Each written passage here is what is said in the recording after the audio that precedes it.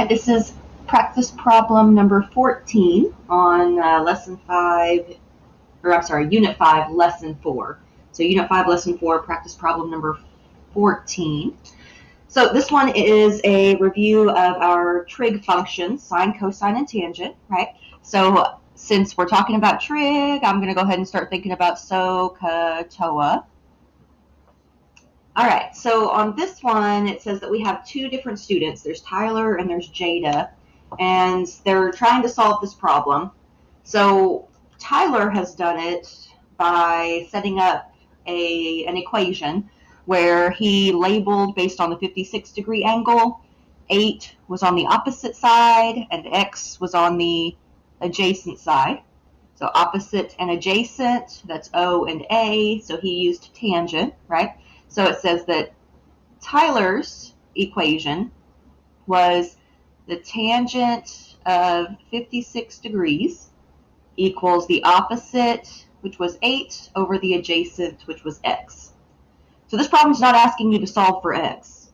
This is asking you to come up with a different way to find our answer, because Jada wants to write her equation so that x is in the top of the fraction instead of in the bottom of the fraction.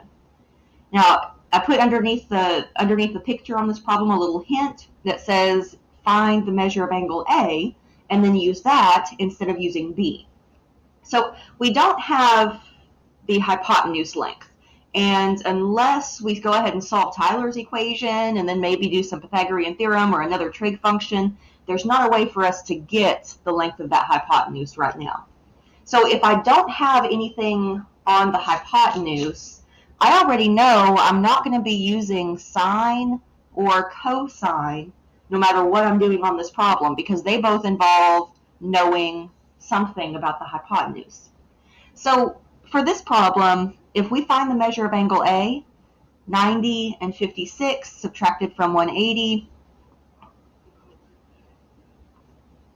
so we're going to get 34 degrees for the measure of angle A. And so for Jada's equation, we're going to use angle A, and we're not going to use angle B. So for right now, I'm just going to take that out of the problem. Now, if I'm using Jada's equation, if I'm using angle A, right, I need to relabel the sides, because according to my 34-degree angle, x is on the opposite side, and 8 is on the adjacent side. Whoop, adjacent. Okay, so then if I'm using angle A, right, opposite and adjacent, I'm still using tangent, but Jada's equation is going to look like the tangent of 34 degrees equals, well, look, the opposite is now x, so that's going to go on top, and the adjacent is now 8, so that's going to go on the bottom. So Jada's equation should look like tangent of 34 equals x over 8. And that's what Jada wanted, was to have the x in the top of her equation instead of in the bottom of her equation. So again, you're not actually solving this one for x, you're just telling what Jada's new equation is going to look like.